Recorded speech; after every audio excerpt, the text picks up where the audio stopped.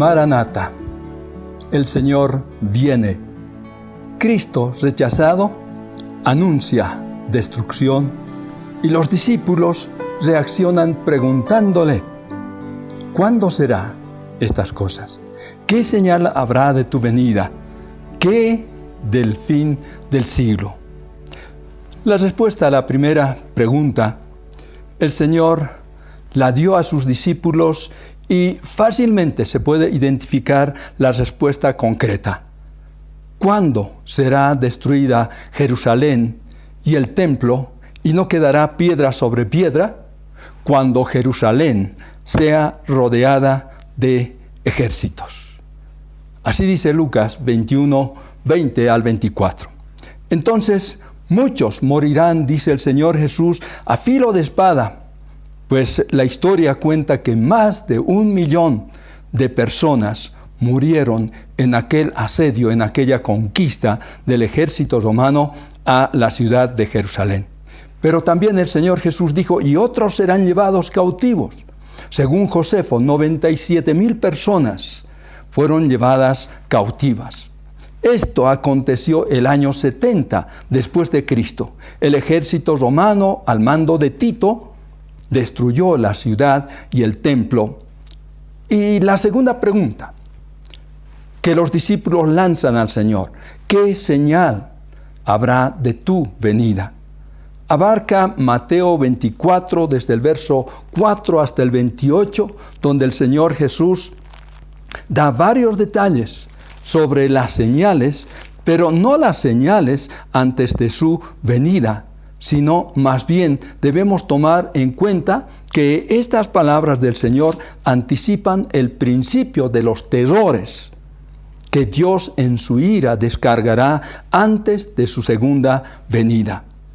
¿Y dónde está la iglesia?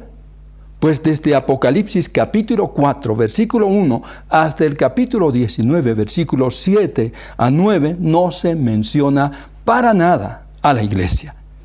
Tampoco en los capítulos 24 y 25 el Señor Jesús menciona a la iglesia. Así que no hay necesidad de poner a la iglesia en medio de estos relatos que el Señor Jesucristo, de estas profecías más bien, que el Señor Jesús pronuncia respecto a la ciudad de Jerusalén y a la destrucción de la misma. Pues, ¿por qué no se menciona a la iglesia? Porque antes de estos acontecimientos, la iglesia será trasladada a la presencia del Señor.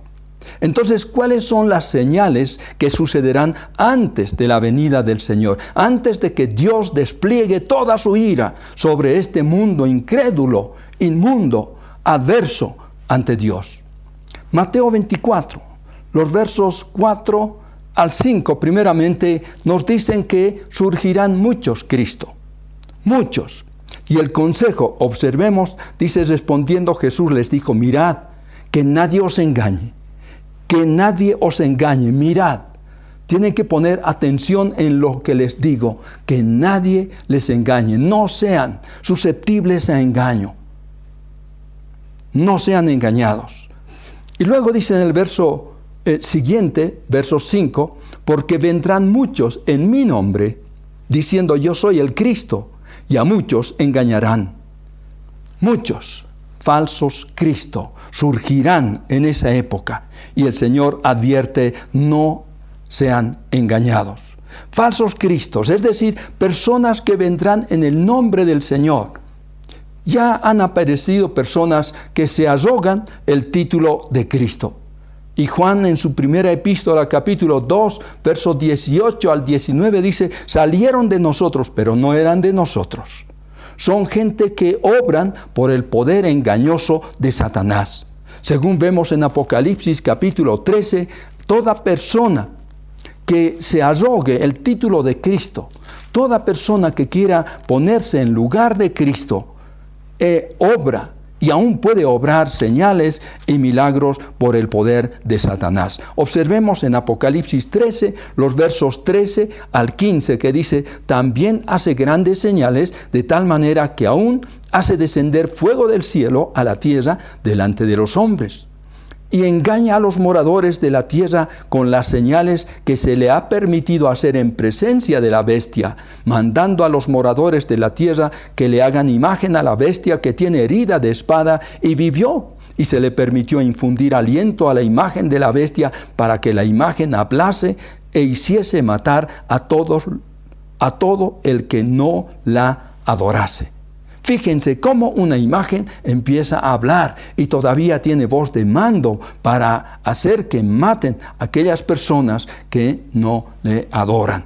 Así que estos falsos cristos, estos engañadores, vienen y pueden hacer maravillas, de modo que el creyente sea engañado por estas personas. Pero el Señor Jesús ya advierte y dice: no sean engañados, pues estos obran por el poder de Satanás.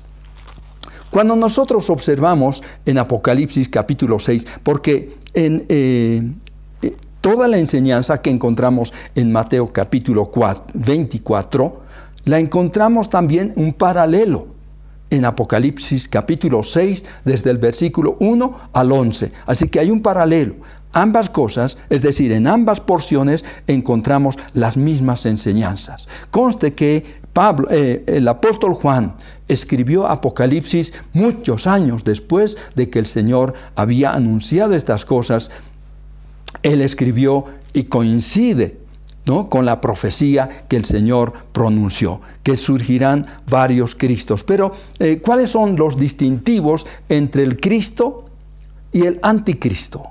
Es decir, aquel que es contra Cristo y el verdadero Cristo.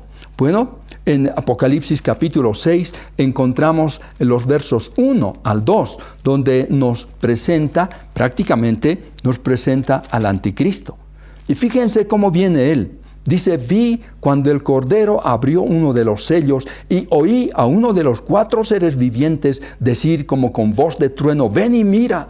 Y miré, y he aquí un caballo blanco, y el que lo montaba tenía un arco, y le fue dada una corona, y salió venciendo y para vencer.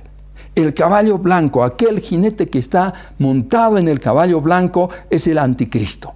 Y lo que tiene es una corona.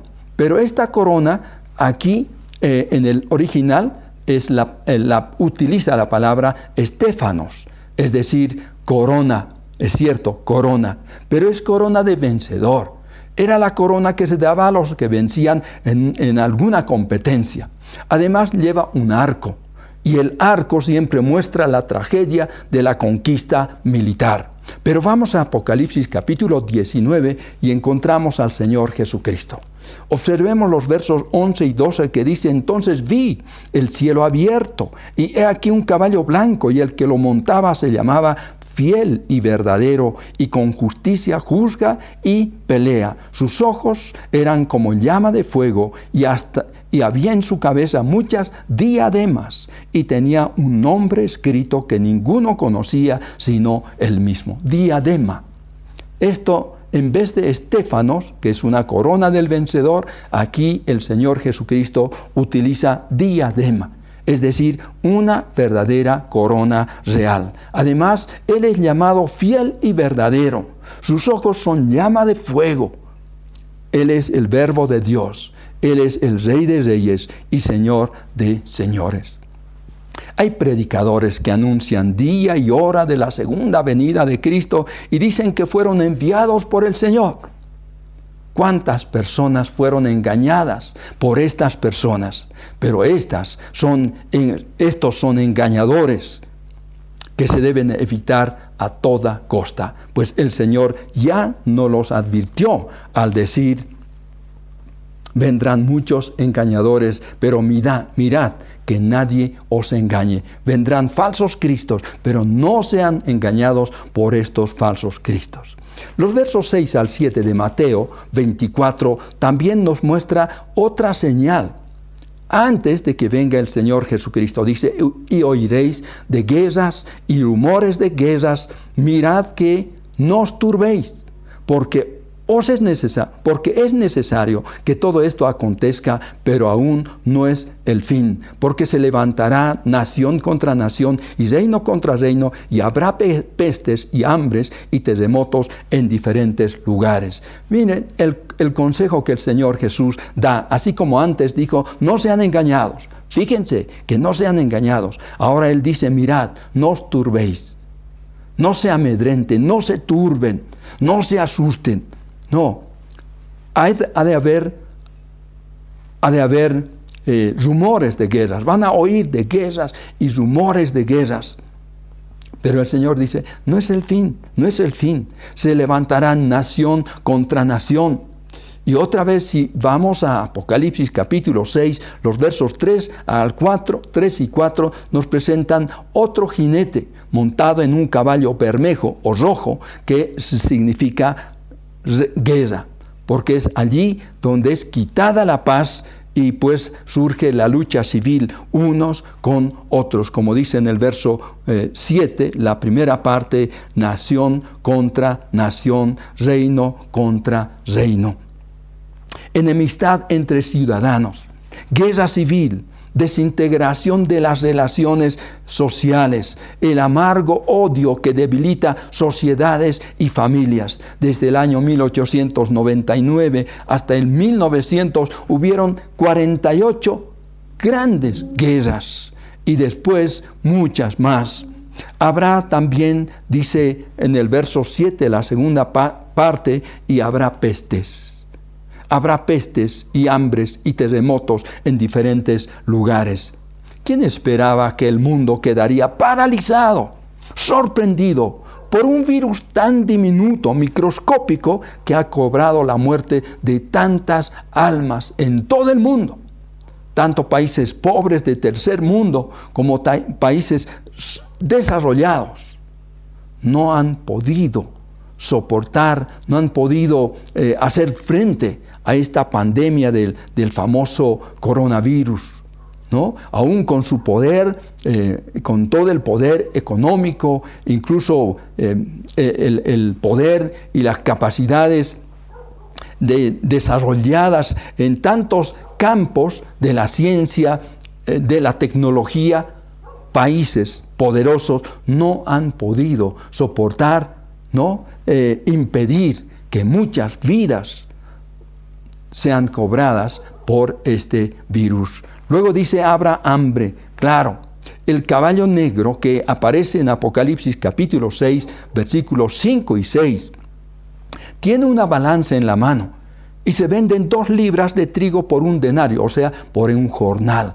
¿Cómo puede un jornal? Supongamos que ahora un jornal es 100 bolivianos. ¿Cómo es que 2 libras de trigo pueden costar 100 bolivianos? ¿No? Esto significa que hay hambre, falta dinero, falta los recursos para obtener los alimentos diarios. El trigo, el aceite existen según Apocalipsis 6.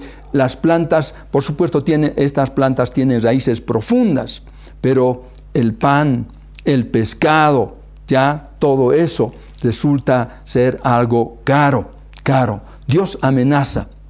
Hay hambre, pero existe lo que es caro. Así que hay una especie de semi-inanición. La gente está casi por morir por causa del hambre.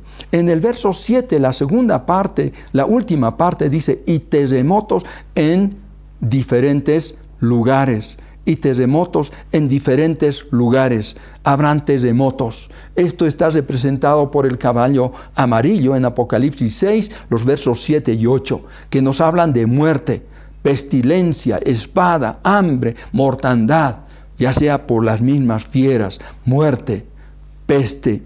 Desde el año 526 al 2009, 64.360.000 personas murieron en terremotos. Y aquí en el verso 8 dice el Señor, y todo esto será principio de dolores. Como que el Señor hace una división profética. Hasta aquí fue principio de dolores. Y desde aquí para adelante, los dolores aún se van a manifestar más abiertamente. Los versos siguientes, vale decir, los versos 9 y 10, nos dicen también que habrá otra señal. Se trata de que crecerá la aversión contra los santos. Es decir, un odio, una oposición a los santos, a los cristianos. En el verso 9 dice: entonces os entregarán a tribulación y os matarán y seréis aborrecidos de todas las gentes por causa de mi nombre. Muchos tropezarán entonces y se entregarán unos a otros y unos a otros se aborrecerán. Va a crecer la aversión, el odio, la oposición contra los santos.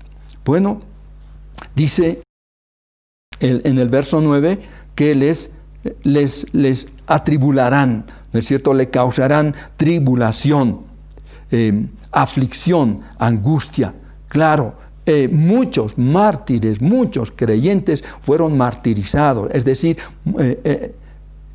torturados hasta la misma muerte. ¿Cuántos creyentes? Miles de ellos murieron como mártires. Hay tantos que nos cuenta la historia sobre personas que murieron quemadas por no responder o por no protestar, por no negar el nombre del Señor Jesucristo. Dice, los matarán. Dice, seréis aborrecidos. Tribulación, os entregarán a tribulación, seréis atribulados y os matarán. Los matarán a los creyentes. Sí, en la Segunda Guerra Mundial fueron muertos más de 6 millones de judíos.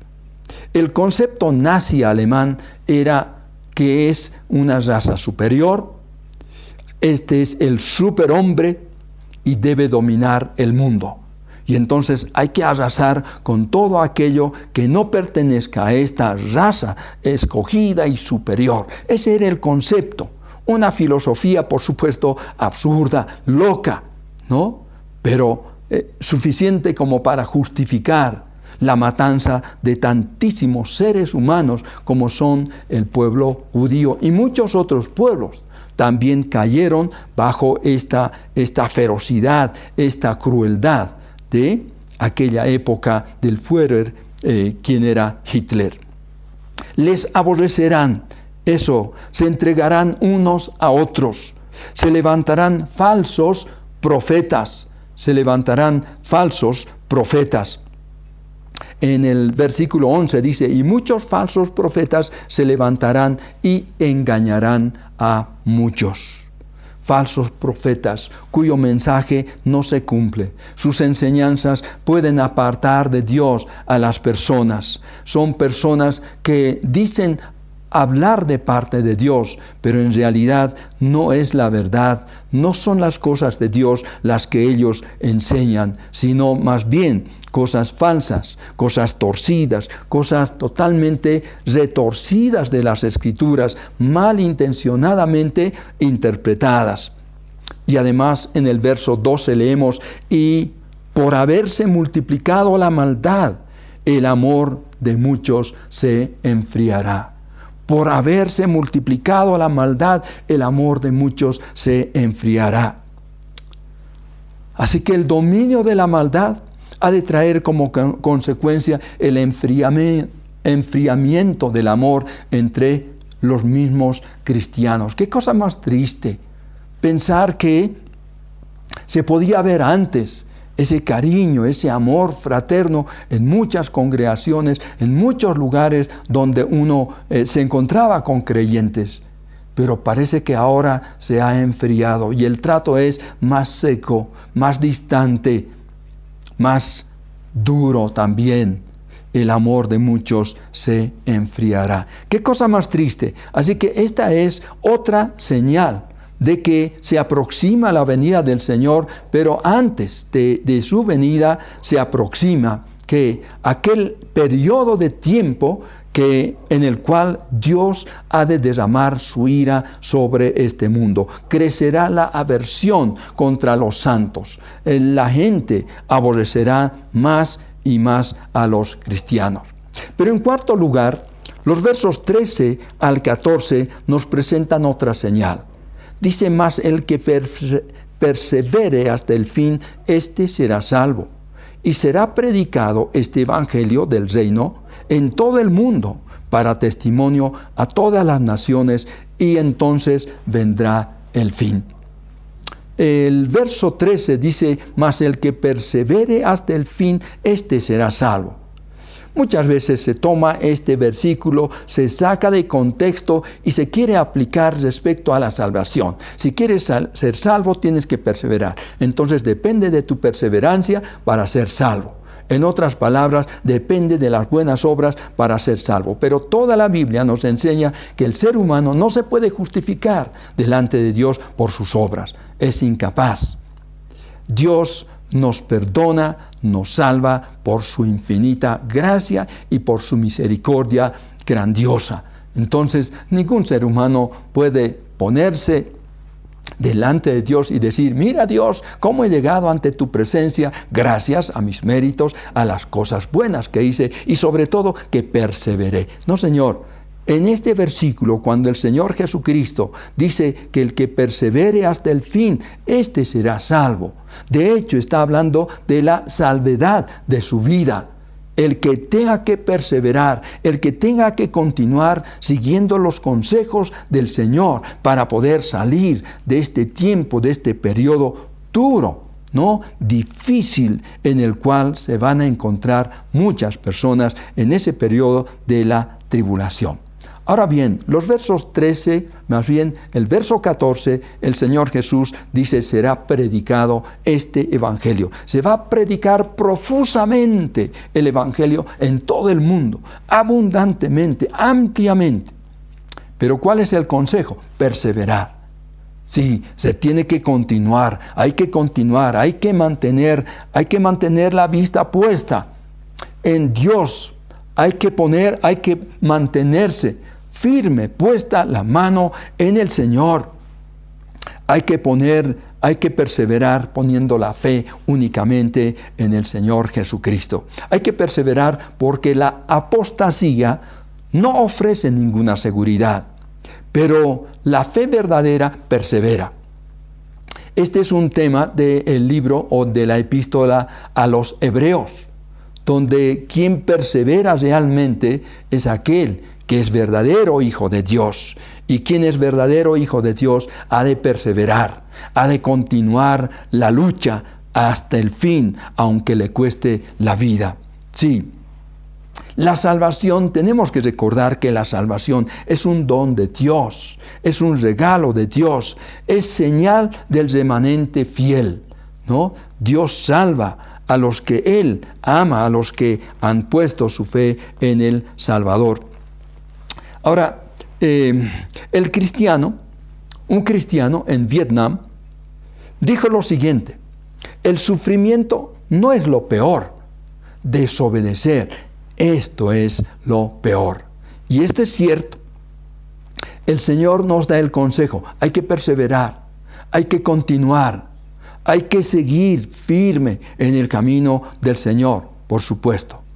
Ahora, esta es una invitación de entrar en el reino que el Señor establecerá, con un énfasis en el reinado. Este evangelio, como leemos en el verso 14, y será predicado este evangelio del reino. ¿Por qué dice evangelio del reino? Porque es una invitación cordial a poder ingresar, a disfrutar de las bondades, de las maravillas del reino de Jesucristo en esta tierra. Ese reino que el ser humano sueña y desea hacer. Por años, por décadas, por siglos, el ser humano se ha esforzado para crear un mundo mejor, un mundo de justicia, un mundo de progreso, un mundo de paz, un mundo de prosperidad. Pero ¿cuál es la situación del mundo? Es casi trágico, ¿no? Es casi trágica la situación. Entonces jamás el ser humano va a poder lograr de establecer un reino como sueña. Pero Jesucristo va a establecer su reino en esta tierra. Y entonces el Evangelio del Reino es una invitación. Es como cuando el Señor Jesús, al igual que Juan el Bautista y los mismos discípulos, proclamaron y dijeron: arrepentíos, porque el reino de los cielos se ha acercado. Arrepentíos, porque el reino de los cielos se ha acercado. Los medios modernos posibilitan que mayor cantidad de personas escuchen el Evangelio. Sin salir de casa, he podido visitar virtualmente muchos lugares, tanto dentro como fuera de nuestro país. Y también hemos tenido la visita, y esto estamos observando en distintas iglesias, ¿no? Visitan hermanos predicadores de otros países, ¿no? Personas a quienes los escuchamos en la radio o en la televisión. Allí están estas personas compartiendo, comunicando el Evangelio aquí y en otros lugares. Podemos ver que no está lejos que este Evangelio del Reino se pueda proclamar a todo el mundo. Por supuesto, ha de llegar el momento cuando el Señor envíe a hombres para que puedan proclamar el mensaje del reino, la invitación para entrar al reino. Tanto Juan el Bautista, el Señor Jesús y sus discípulos anunciaron este Evangelio del reino, diciendo: arrepentíos, porque el reino de los cielos se ha acercado. Los misioneros que vinieron de otras latitudes predicaron el Evangelio en tiempos difíciles y adversos, con mucho sacrificio y dolor, pero con gozo y alegría en el corazón, para entregar este mensaje esforzadamente, valientemente. Por ejemplo, don Eugenio Train, en cuanto terminaba o empezaba las vacaciones escolares, ¿qué hacía él? Pues solo o acompañado con otros creyentes, él salía antes, al comienzo, con sus mulas para poder ir a visitar poblados pequeños, caseríos, poblaciones, para poder entregar una porción de la palabra, un libro, una Biblia, y compartir el precioso Evangelio. Muchas veces recibiendo rechazo, otras veces siendo recibidos, hospedados cariñosamente. Cuánto esfuerzo hicieron estos valientes hombres que nos precedieron y que roturaron la tierra dura, la tierra virgen que todavía no estaba cultivada. Todo con el afán de presentar la buena noticia de salvación. Y el Señor Jesucristo dice: pues será predicado este Evangelio del reino, dice, en todo el mundo, para testimonio a todas las naciones, y entonces vendrá el fin del siglo, el fin de esta época, de esa era que esperaban que terminara los judíos, para que prontamente el Mesías estableciera su reino. Ahora, el resultado de la predicación, ¿cuál será? ¿Saben que si bien Israel rechazó al Mesías, el Señor anunció que el reino le sería quitado y dado a otra gente? Así lo leemos en Mateo 21, versículo 43. Pero, en todo caso, el resultado de la predicación, de esta predicación amplia, ¿no?, de esta predicación del Evangelio del Reino, serán millones y millones de almas salvadas. Observemos en Apocalipsis capítulo 7, versículos 9 al 17. Apocalipsis capítulo 7. Voy a leer algunos versículos solamente. Dice en Apocalipsis 7, 9: después de esto miré, y he aquí una gran multitud, la cual nadie podía contar, de todas las naciones y tribus y pueblos y lenguas, que estaban delante del trono y en la presencia del Cordero, vestido de ropas blancas y con palmas en las manos. Clamaban a gran voz diciendo: la salvación pertenece a nuestro Dios, que está sentado en el trono, y al Cordero. Y todos los ángeles estaban en pie alrededor del trono y de los ancianos y de los 4 seres vivientes, y se postraron sobre sus rostros delante del trono y adoraron a Dios, diciendo: amén. La bendición y la gloria y la sabiduría y la acción de gracias y la honra y el poder y la fortaleza sean a nuestro Dios por los siglos de los siglos. Entonces, Uno de los ancianos habló diciéndome: estos que están vestidos de ropas blancas, ¿quiénes son y de dónde han venido? Yo le dije: Señor, tú lo sabes. Él me dijo: estos son los que han salido de la gran tribulación y han lavado sus ropas y las han emblanquecido en la sangre del Cordero. Este es el resultado de esa predicación profusa del Evangelio del Reino. Sí, escucharon el mensaje del reino, la invitación del rey para ingresar a su reinado. Y estos respondieron y lavaron sus ropas en la sangre preciosa del Señor Jesucristo. Así que otra de las señales que anticipan la proximidad de los juicios que Dios va a descargar sobre este mundo antes de que venga el Señor Jesús con poder y gloria es que el Evangelio del Reino ha de ser profusamente predicado, proclamado a todas las naciones. Finalmente, los versículos 15 hasta el 28, por supuesto es una porción amplia y vamos a observar solo algunos versos, ofrece consejos para todos. Hay muchos consejos. Y observemos el verso 15, dice el Señor: por tanto, cuando veáis en el lugar santo la abominación desoladora del que habló el profeta Daniel, el que lee entienda, entonces los que estén en Judea huyan a los montes, el que esté en la azotea no descienda para tomar algo de su casa, y el que esté en el campo no vuelva atrás para tomar su carpa. Mas hay de las que estén encintas y de las que críen en aquellos días. Orad pues que vuestra huida no sea en invierno ni en día de reposo, porque habrá entonces gran tribulación, cual no lo ha habido desde el principio del mundo hasta ahora, ni la habrá. Y si aquellos días no fuesen acortados, nadie sería salvo.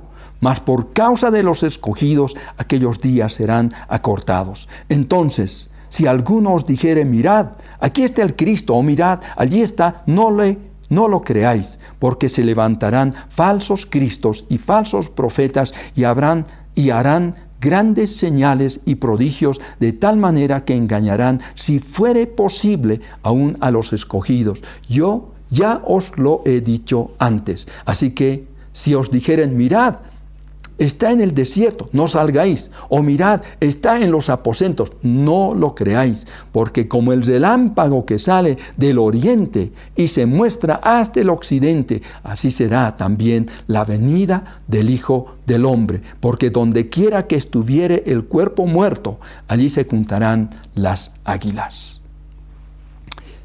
Debemos entonces observar cuidadosamente las Escrituras. El consejo del verso 15 es: el que lee, entienda. ¿Cuántas veces leemos las Escrituras y no la entendemos? Porque no ponemos atención, no seguimos el consejo de leer del Señor, de observar cuidadosamente el contenido de las Escrituras. No es suficiente leer.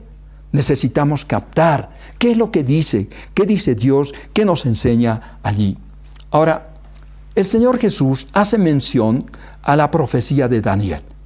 Ahora, por supuesto, esto requiere otro tiempo especial para poder estudiar la profecía de Daniel, capítulo 9, versículos 24 hasta el 27, donde nos hablan precisamente de estas 70 semanas, que es todo un programa de hechos para el pueblo de Israel. 69 ya se han cumplido con la muerte del Mesías príncipe, pero hay una semana pendiente. Esta semana de 7 años está por cumplirse, y el Señor Jesús aplica y dice: el que lee entienda. Lo que ha escrito el profeta Daniel. Sí, hay que tomar en cuenta mucho las profecías de Dios escritas por hombres que fueron guiados por el Espíritu Santo. Y el Señor dice: todo esto será principio de dolores, versículo 8. Y también se manifestará la abominación desoladora, o sea, el que trae desolación, algo detestable que causa desolación en el lugar santo. El anticristo exige culto idolátrico, como podemos ver en otras escrituras más tarde.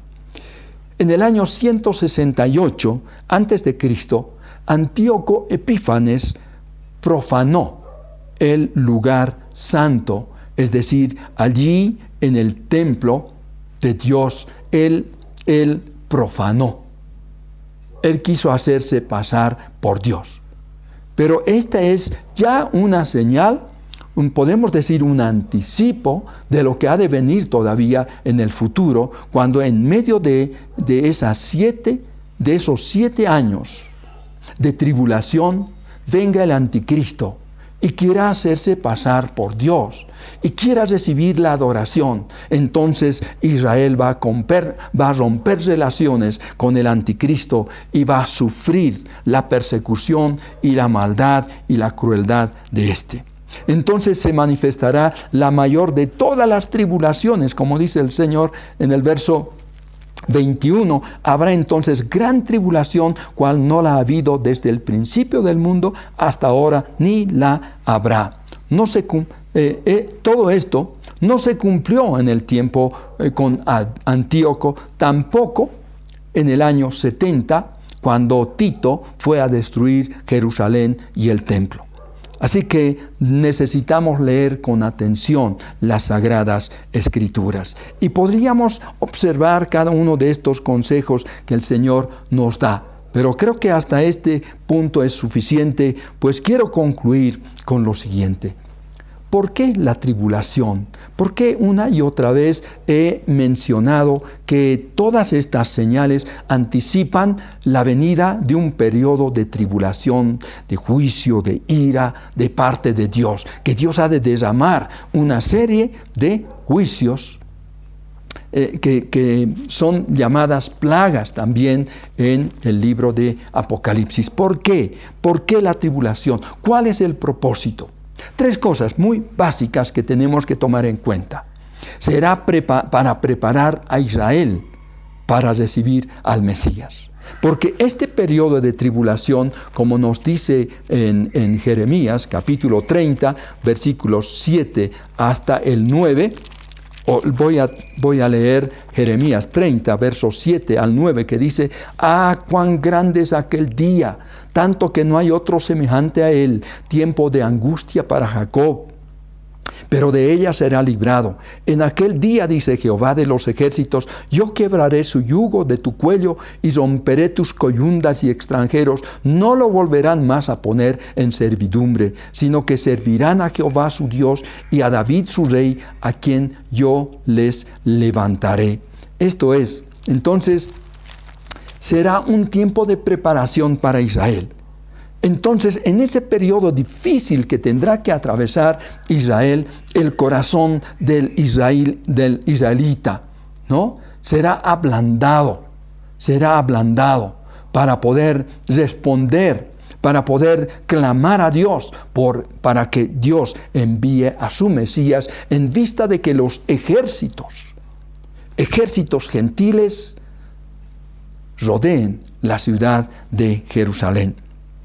Por otra parte, otro de los propósitos de la tribulación es salvar a muchos. Como hemos leído, millones y millones que salen de la gran tribulación, personas que lavaron sus ropas en la sangre del Cordero. Así que el propósito de esta tribulación que Dios ha de mandar a este mundo será para salvar a muchas personas. Y podemos darnos cuenta, creo que no estamos muy lejos de eso. ¿Qué está haciendo esta pandemia? ¿Qué es lo que está, consiguiendo esta pandemia? Aparte de que personas tal vez protesten, personas le tengan terror, pero hay personas que se han ablandado para las cosas eternas, para las cosas divinas, y preguntan y conversan. Están más abiertas a escuchar qué pasará después de la muerte.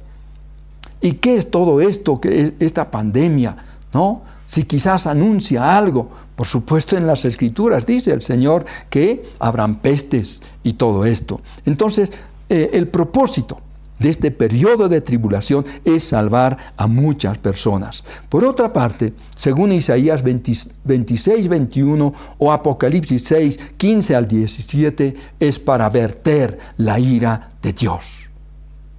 Es que hay tanta maldad, hay tanta injusticia, hay tantas cosas perversas que acontecen en este mundo que sí o sí requieren que Dios que Dios intervenga y pueda cambiar las cosas. Así que, ¿cuáles son las señales que sucederán antes de la venida del Señor Jesucristo, antes de la manifestación de aquel tiempo de tribulación? Hemos señalado 5 cosas. Surgirán muchos falsos cristos. 2, surgirán muchos conflictos mundiales. 3, crecerá la aversión contra los santos. 4, se predicará profusamente el Evangelio. Y 5, el Señor ofrece varios consejos a todos para estar preparados. Para concluir, yo quisiera hacer un par de preguntas. ¿Te inclinas a creer en fechas y señales para la venida del Señor? El Señor puede venir hoy mismo por su iglesia. ¿No es necesario el cumplimiento de señales? La semana número 70 será de tribulación y empieza cuando la iglesia es llevada por el Señor a los cielos. ¿Qué necesitas hacer? Si estás alejado de Dios, renuncia a tu pecado y vuélvete al Señor de todo corazón. Si estás saludable espiritualmente, esfuérzate para llevar más fruto y más bendición a otras personas. Pero si no eres salvo o tienes duda de ser realmente, acepta ahora mismo al Señor Jesucristo como tu Salvador personal, antes que sea demasiado tarde, porque hasta aquí Dios ha extendido su paciencia para ti, para darte oportunidad. Pero esta puede ser tu última oportunidad. Así que ven ahora a Cristo. Deposita tu fe en el Salvador. Reconoce tus pecados y descansa en Él, porque solo Él, el Señor Jesucristo, puede salvar tu alma de eterna condenación.